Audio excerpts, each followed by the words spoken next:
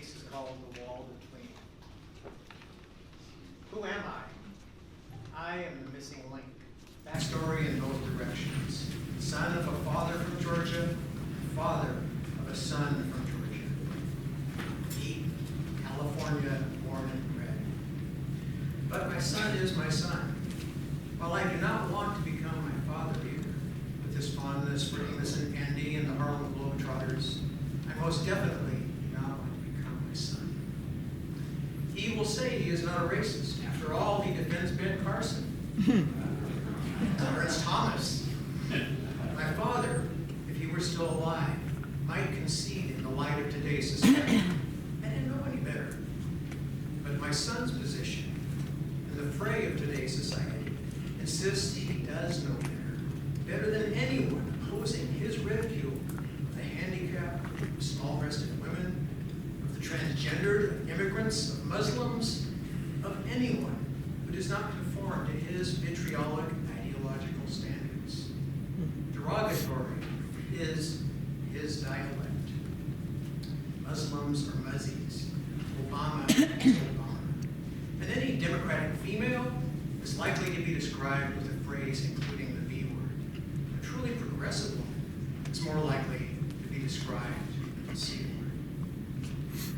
So what would my son say if he heard my experience of the border and immigration there? His view is the Fox News view.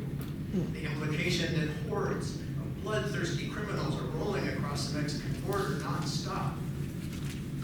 When I lived there in 1981 in Douglas, Arizona, I experienced something altogether different. One idle summer afternoon, I decided to explore the border, to see what was there, what it was like. I pedaled my bike to the dusty end of the last undeveloped street, put down the kickstand, and strode south into the surrounding expanse of saguaro, sagebrush, and granite. I walked under the unflinching sun for maybe half an hour. My eyes scanned the ground for geographical markers and the horizon for towers or posts. There were none. I was definitely in Mexico, though. And that is my utopian template for international borders. By utopian, I do not mean sanitized. There were drug dealers who rolled into town, rented the executive suite, 2 rooms with a connecting interior door, at the Best Western, the only motel in town. Their business kept the desk clerk busy transferring incoming calls to their room. I know because I was the desk clerk. But their impact on life on the border was to infuse Douglas's minimal economy with money it would never have had otherwise. Occasionally, Mexican ranchers would come across as well, being my only customers in the tiny bar that adjoined the motel lobby. I know because, yes, at times I also attended the bar. In that role, I tried to drive a trio of ranchers out once. Not because they were Mexican, but because they were my only customers, and I wanted to go home.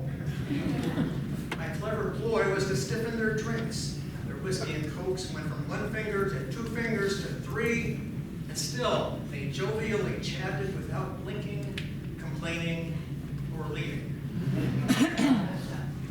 None of this tarnishes the utopian gleam of an open, casual border in my eyes. My son would call bullshit on this account, despite the fact that it is my first-hand report. I try to listen to all first-hand accounts with focused attention and an open mind. But my son is busy preparing his argument and presenting it before I am done stating my case. Talking over seems to be an honored skill to him, somewhere in the ranks of walking tall. There is no talking to him about his views that does not devolve into his calling me a hippie. Still, my son is my son. And some things cannot be eradicated by separation or acculturation. Things like alcoholism. I did not begin drinking seriously until after his mother and I divorced. He, on the other hand, started drinking in junior high or high school, a decade after I had last seen him. Our reunion was actually the result of his drinking. His weeks after his 20th birthday, he crashed his motorcycle into his cousin's Camaro, breaking 15 bones. Days later in the hospital, he asked the responding officer why he hadn't written him up for drunk driving and reckless driving. The officer said, "I didn't think he'd live long enough for it to matter." That was when I decided to end the "I'll wait until he decides to find me" approach to reunion and reconciliation. The reunion is now almost 20 years past. The reconciliation is a work in progress. Progress is sometimes slow. Outside our relationship, progress is the wall that divides us. Progress is for him an evil encroachment, a conceptual alien horde whittling away his white privilege, a government telling him he needs to treat everyone not like him and his with equal rights and equal respect. White privilege is the wall whose construction began over 400 years ago, invisible but impenetrable. It has been extended and reinforced ever since. It is built in exclusion. My son touts his philosophy as one of rugged individualism, but it only pertains to those individuals he deigns to include. For me, that inclusion should be universal, including even him and his. Just not letting them make the rules anymore for everyone else. Progress for me is inscribed in legislative and judicial touchstones, like Brown versus Board of Education, the Civil Rights Act of 1965, Roe v. Wade. But it was inscribed there by the unsteady efforts of people, the people, organized by like minds to create progress. Progress for me and my son lies beyond the horizon, and somehow spanning that chasm regarding the nature of progress, the function of government, the definition of society. Or we may arrive at that point involuntarily in 2044, when the U.S. Census Bureau projects that over 50% of the U.S. population will consist of people of color.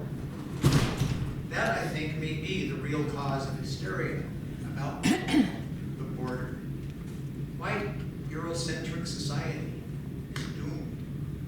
However insincere the promises written on the Statue of Liberty may have been or become, they have underwritten an inevitability. Whether the wall is built of concrete, steel, bulletproof glass, or not built at all, the wall of white supremacy and privilege on which it is predicated will crumble. I hope I am there to see it. I hope my son is too. I hope we are still talking.